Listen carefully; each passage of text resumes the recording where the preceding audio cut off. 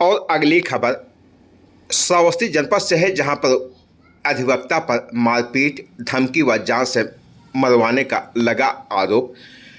पीड़िता का आरोप, वकील ने चप्पल निकालकर दौड़ाकर गाली गलौज देकर धमकाया। जब इस बारे में अधिवक्ता से की गई बातचीत तो उन्होंने बताया पूरा मामला है निराधार। आप सभी का सबसे तेज खबर श्रावस्ती चैनल में स्वागत है। चैनल को लाइक, शेयर एवं सब्सक्राइब के साथ ही घंटी का बटन दबाना ना भूलें, जिससे हर खबर आपको सबसे पहले मिलती रहे। खबर उत्तर प्रदेश के श्रावस्ती जनपद के थाना क्षेत्र तिकोना इलाके के मोहम्मदपुर राजा से है, जहां के निवासी पति पत्नी ने एक वकील पर आरोप लगाते हुए बताया कि उन्होंने एक विवादित जमीन पर जो मामला चल रहा था उसमें सुलह थाने पर लगा लिया था। जब इसकी जानकारी वकील को हुई तो वकील ने उन्हें तथा उनके पति को धमकी दी, साथ ही मारपीट की और चप्पल निकालकर उसे दौड़ा लिया। विवाद न्यायालय में चल रहा। विचाराधीन विपक्ष के वकील पर लगा आरोप। मामले में दोनों पक्षों में सुलह के बाद पीड़िता वकील में हुआ विवाद। स्थानीय थाना प्रभारी को तहरीर देने पर भी नहीं हुई कोई कार्रवाई, जिसके बाद महिला और पति ने डीएम और एसपी से की कार्रवाई की मांग। कौन कह रहा था? सुधीर शुक्ला। क्या कह रहे हैं? कब्जा कराए देवे धन जबरदस्ती मारते हैं, धमकाते हैं, पैसा मांगते हैं, ना दिहन इससे लड़कियन का हमारे कहते हैं मार दो भाई देवे, पता नहीं चले खाना कैसे। किस लिए पैसा मांगते हैं? दुर्ला के नाम। इसके पहले थाने में गई हैं आप? हाँ गन है थाने। कुछ कार्रवाई हुई वहाँ से? कुछ नहीं हुआ। तो आज आप एसपी के यहाँ आई हैं? हाँ एसपी के यहाँ। क्या चाहती हैं, क्या मांग है आपकी? हमारा न्याय सुना जाए। हमारा न्याय सुनवाई है। और आज एसपी ऑफिस किस लिए आए हैं? हम आए हैं मोहम्मदपुर राजा से, पोस्ट तिकोना, जनपद श्रावस्ती से। हमारे साहब वहाँ पर थाने पे मैंने एप्लीकेशन दिया, एप्लीकेशन में भी कोई कुछ सुनवाई नहीं हुई। मैं यहाँ पर भाग करके इस पद के मामले के बारे में आया। क्या मामला है आपका? मामला हमारा है साहब, मैंने रूपा पत्नी रामचंद्र से मैंने बैनामा लिया था। उस बैनामा के समक्ष में हमारा लैट्रिन हमारे नंबर में बना हुआ था। लैट्रिन का दरवाज़ा उन्होंने तोड़ दिया। मैंने एप्लीकेशन दिया थाने पे, पार्टी को, हमारी एंटी पार्टी को बुलाया गया।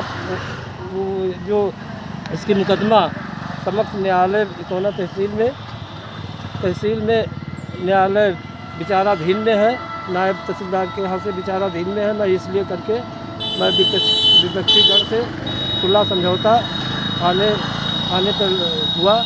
वो एप्लीकेशन लेकर के गए और हमको विपक्षी ने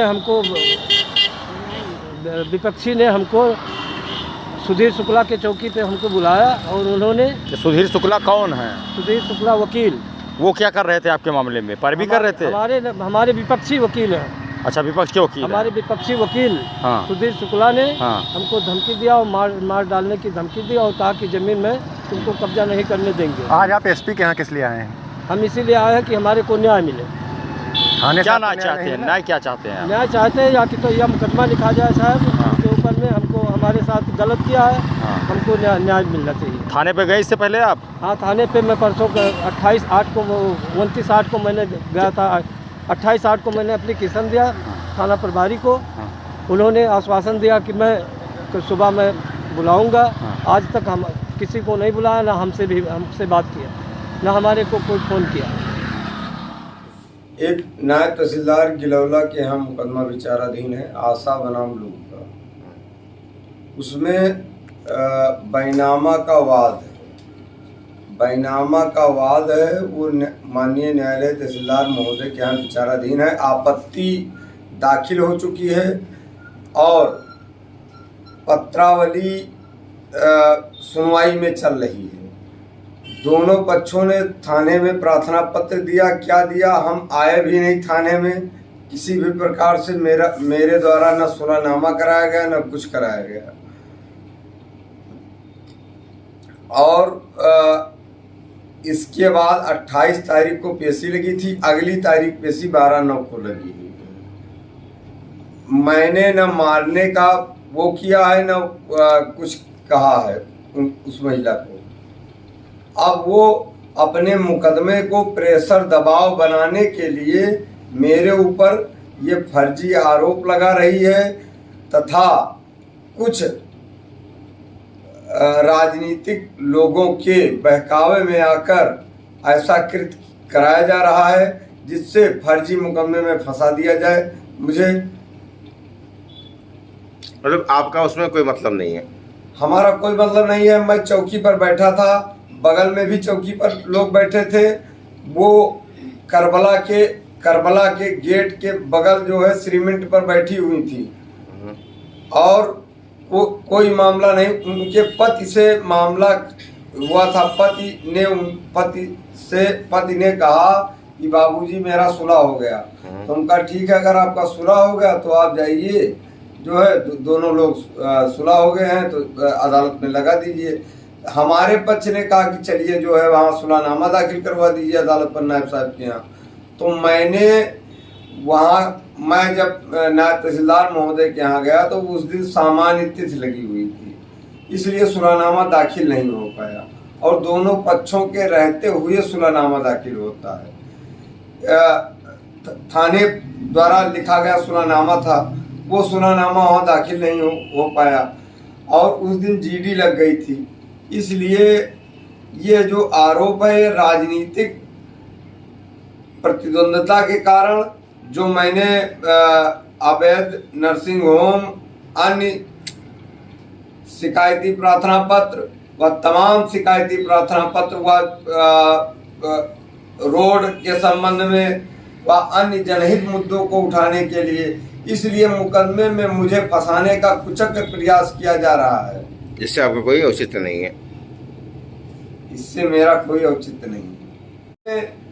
बगल में हमारे कृष्ण कुमार तिवारी जी की चौकी है, रणजीत जी की चौकी है, सामने जगदीश यादव जी की चौकी है। ना मैंने सैंडल उठाया है, ना मैं अपने कुर्सी पर बैठा हुआ था।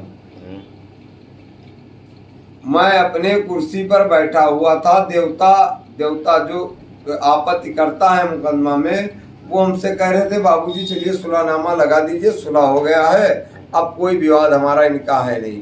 तो हम कहा ठीक है भैया, अगर निपटा लिए हो तो कोई बात नहीं है। लेकिन जब हम गए अदालत पर तो अदालत पे उस दिन जीडी हो गई थी, सामान्य तारीख थी और ये आरोप इसलिए सुलहनामा दाखिल नहीं हो पाया। और हम सीधी बात जानना चाहते हैं, जो आपके ऊपर आरोप लगे हैं वो निराधार हैं या सत्य हैं? महोदय, ये आरोप निराधार है, बिल्कुल ही तथ्यहीन है। जांच करा लें। इससे आपको कोई मतलब नहीं है? जांच करा लें तहसील में जाकर। अब विपक्षी के हम अधिवक्ता हो